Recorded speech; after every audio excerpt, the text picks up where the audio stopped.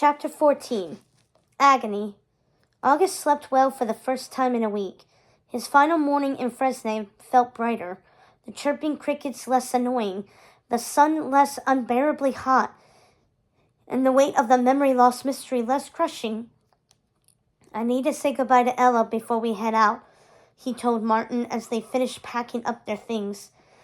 They had traveled light, but August had a single clean shirt he could change into. He took great pains to ensure his traveling coat and trousers were clean and unwrinkled after his night of chores. "Do you have any of that orange leaf cologne? You're going to be even more unbearably chipper today, aren't you?" asked Martin, tossing August a small vial. "No more than usual," August flashed a dazzling smile. "Promise." There was a part of him that wasn't chipper. He would visit his mother today. She wouldn't want him to still be sad or afraid to face her resting place. She would be happy that he was happy, and she would be overjoyed that he was talking to Ella again. "Meet you at the crossroads?" Martin asked. August nodded and turned toward the memorial. Deal. The path to the cemetery had been marked sometime in the last decade. Little stones lined the trail, initials and dates carved into their sides. The dread August usually felt at the thought of his mother's death was still present, a roiling unease in the pit of his stomach. He still hesitated the moment the statue appeared on the horizon. A few days couldn't cure a decade of avoiding grief. He lingered on the path, not quite at the memorial, and watched for Ella. He paced for half an hour, circled the cemetery without actually going inside, and finally his anxiety drove him back to the memorial. This was where Ella had said to meet. Yet, she wasn't there. Ella would never skip their meeting. She was honest to a fault. August glanced back at the memorial. The helm was more weathered, but it looked the same as he remembered. He didn't look at the soldiers' empty wrists or the bare spot at their feet. He nodded to them, though. Mother would understand a delay. August half-sprinted back to town. The market was bustling, people perusing the purchase and wares with practiced ease. He didn't see Ella, but Martin was eating an apple with Oliver at the other side of the stalls. August made his way to them. "Sorry," he said as he reached them. "Have you seen Ella?" Martin frowned. "She didn't show up for your meeting?" "No, I waited, but Ella was punctual even when we were children," said August, a new worry spreading through him. "Maybe Lady Tremaine kept her home?" Oliver finished off his apple and pocketed the seeds. "I see her over there." He pointed toward the entrance of the market at Ella, her hair tidied back and her expression the same one of harried nervousness she wore when Lady Tremaine was around.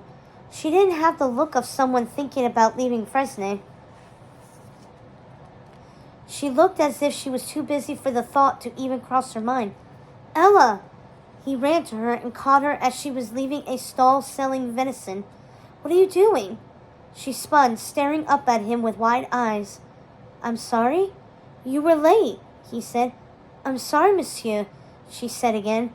"I think you have me confused with someone else." She turned and walked away without a backward glance. Ruination. August steeled himself from the horror gripping him as his world began to spin. "My mistake," he whispered as he bowed his head. She had forgotten him. Like the others, she forgot him. "She loves me," he whispered, and stumbled into the side of a building. Joy and agony tangled in his throat, choking him until he collapsed to his knees. Could it be possible? What was that? August startled and looked up. Martin and Oliver were standing over him, concerned looks on both their faces. Martin held out his hand. August took it. "She has absolutely no memories of me." This was bad. Ella had perused all the items in the shop. She had gone to the memorial. She had been exposed over and over again. Just like Martin. Just like him. "Not again," hissed Oliver. Martin groaned and pulled August to his feet. "Returning the items to the memorial will return the memories, right?" August asked, desperate. Martin dropped a hat on August's head.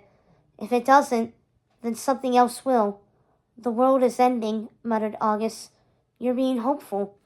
Would you prefer my usual continence? Martin asked and snorted. No, you wouldn't. So listen up. Your relationship with her isn't dead and gone. She'll remember again. Figuring out how to make that happen is your job, remember? As someone who's been around this longer than you and been forgotten, I know what you're thinking and it's useless, Oliver said. Everything you shared with her still happened. It feels like everything is gone. Ella isn't gone. You're right, said August. Even if we can't return the memories, we could be friends again. We've rebuilt our friendship once before already. It had only taken 4 days. We could do this, Martin and Oliver were right. Yes, you're very smart, said Martin, glancing at Oliver. However, this development is helpful.